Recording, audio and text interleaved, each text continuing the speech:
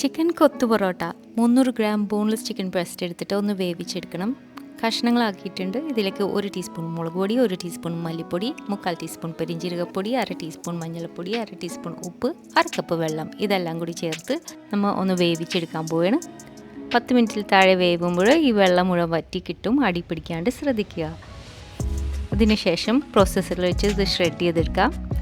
1 സവാള, 5 അല്ലി വെളുത്തുള്ളി, 1 ചെറിയ കഷ്ണം ഇഞ്ചി, 3 പച്ചമുളക് എല്ലാം കൊത്തി അരിഞ്ഞെടുക്കുക.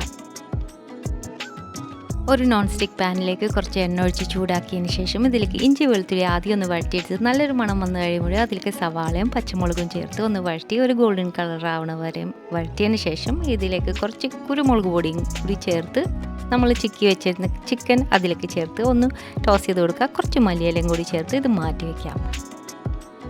തലേന്ന് വാങ്ങി വെച്ച പൊറോട്ട ഒന്ന് ചൂടാക്കിയെടുക്കണം. പാനിലിട്ടിട്ട് ഒന്ന് സോഫ്റ്റാക്കി എടുക്കണം. പാനിൽ വീണ്ടും കുറച്ച് എണ്ണ ഒഴിച്ച് 3 മുട്ട ചിക്കിയത് കുറച്ച് ഉപ്പും കുരുമുളക് ഇട്ട് ഒന്ന് ചിക്കിയാണ്. ഇതിലേക്ക് ഒരു ചെറിയ തക്കാളിയും കൂടി ചേർത്ത് നന്നായിട്ട് ചിക്കി എടുക്കുക.